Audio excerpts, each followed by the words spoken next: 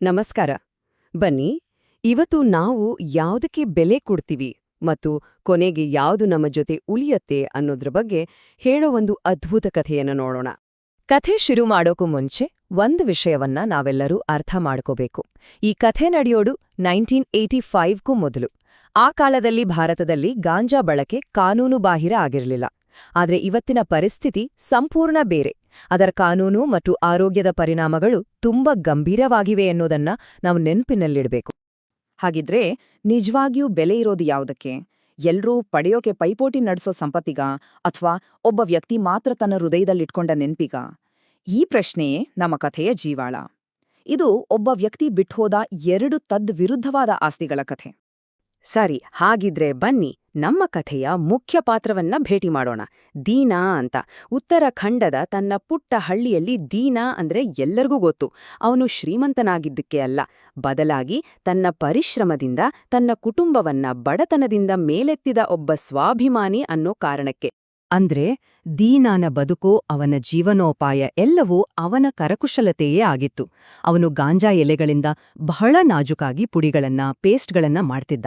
ಆ ಕಾಲದಲ್ಲಿ ಇದೊಂದು ಕಲೆ ಆಗಿತ್ತು ಮತ್ತು ಅವನ ಇಡೀ ಕುಟುಂಬ ಇದ್ರಿಂದಲೇ ಬದುಕ್ತಿತ್ತು. ದೀನಾ ತೀರಿಕೊಂಡ ಮೇಲೆ ಅವನ ಪರಂಪರೆ ಎರಡು ಭಾಗಗಳಾಗಿ ಒಡೆಯುತ್ತೆ. ಒಂದು ಅವನ ಕೊನೆಯ ಸಿಗಾರ್, ಇನ್ನೊಂದು ಅವನ ಹಳೆಯ ಚೊಪ್ಪಲಿ. ಇಲ್ಲಿಂದಲೇ ಕಥೆ ಒಂದು ವಿಚಿತ್ರ ತಿರುವು ಪಡೆಯುತ್ತೆ. ಎರಡು ಬೇರೆ ಬೇರೆ ಹುಡುಕಾಟಗಳು ಶುರುವಾಗುತ್ತೆ. ಅವನ 10 ವರ್ಷದ ಮೊಮ್ಮಗ ರಘು. ಅವನಿಗೆ ಅಜ್ಜನ ಮೇಲೆ ಎಲ್ಲೆಲ್ಲದ ಪ್ರೀತಿ. ಹಾಗಾಗಿ ಅವನಿಗೆ ಅಜ್ಜನ ಆಸ್ತಿ ಅಂದ್ರೆ ಆ ಹಳೆ ಚಪ್ಪಲಿಗಳೇ.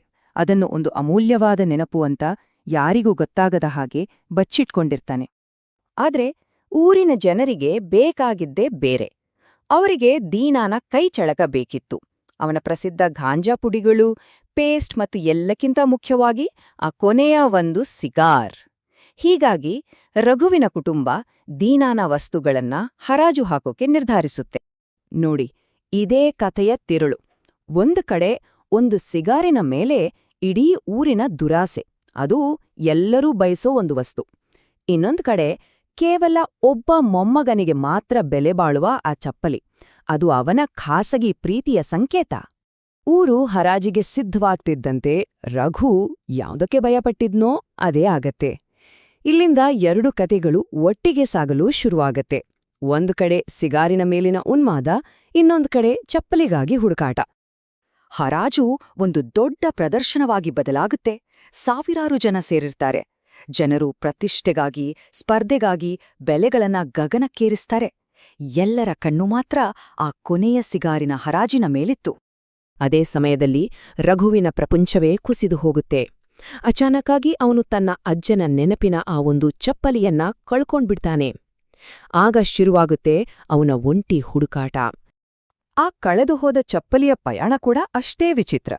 ಮೊದಲು ಹಳ್ಳಿಯಲ್ಲಿ ಕಳೆದುಹೋಯ್ತು, ಆಮೇಲೆ ಮಳೆಗೆ ಕೊಚ್ಕೊಂಡು ಹೋಯ್ತು, ಕಸದ ಜೊತೆ ಸೇರಿ ಕೊನೆಗೆ ಮನೆಯಿಂದ ಮೈಲ್ಗಟ್ಲೆ ದೂರದ ಒಂದು ಕಸದ ರಾಶಿಯಲ್ಲಿ ಬಿದ್ದಿತ್ತು.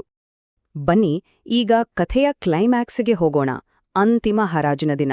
ಇಲ್ಲಿ ಈ ಎರಡು ಹುಡುಕಾಟಗಳು ಒಂದೇ ಸಮಯದಲ್ಲಿ ಒಂದು ನಾಟಕೀಯ ಅಂತ್ಯ ಕಾಣುತ್ತೆ. ಆ ಒಂದೇ ಒಂದು ಸಿಗಾರಿಗೆ 16,000 ಜನ ಸೇರಿದ್ದಾರೆ. ಹರಾಜು ಶುರುವಾದ ತಕ್ಷಣ ಅದು ಜಗಳವಾಗಿ ದೊಡ್ಡ ಗಲಭೆಯಾಗೆ ಬದಲಾಗುತ್ತೆ. ಜನರ ದುರಾಸೆ ಹಿಂಸೆಗೆ ತಿರುಗುತ್ತೆ. ನೋಡಿ, ಅದೇ ಸಮಯದಲ್ಲಿ ಮೈಲ್ಗಳಷ್ಟು ದೂರದಲ್ಲಿರೋ ಆ ಕಸದ ರಾಶಿಯಲ್ಲಿ ಏನಾಗುತ್ತೆ ಅಂದ್ರೆ, ಒಂದು ಕೋತಿ ಆ ಹಳೆ ಚಪ್ಪಲಿಯನ್ನ ಎತ್ತಿ ಸುಮ್ನೆ ಆಟಕೆ ಅಂತ ಗಾಳಿಯಲ್ಲಿ ಎಸೆಯುತ್ತೆ.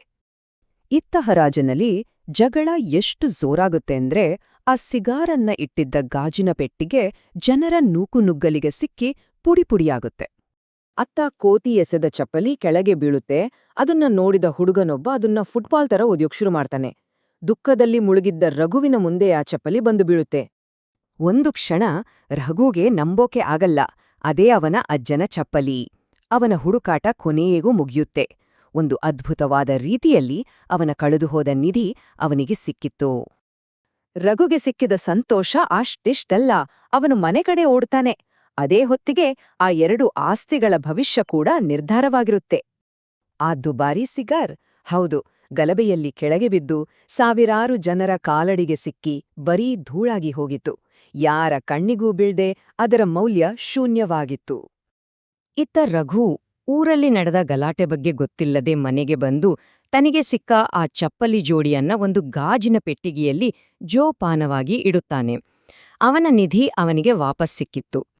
ಹಾಗಿದ್ರೆ ಯೋಚಿಸಿ ನೋಡಿ, ನಾವು ಬಿಟ್ಹೋಗುವ ವಸ್ತುಗಳ ನಿಜವಾದ ಮೌಲ್ಯವಾದರೂ ಏನು? ಸಾವಿರಾರು ಜನ ಬಯಸಿದ ವಸ್ತು ದುರಾಸೆಯಿಂದ ನಾಶವಾಯಿತು.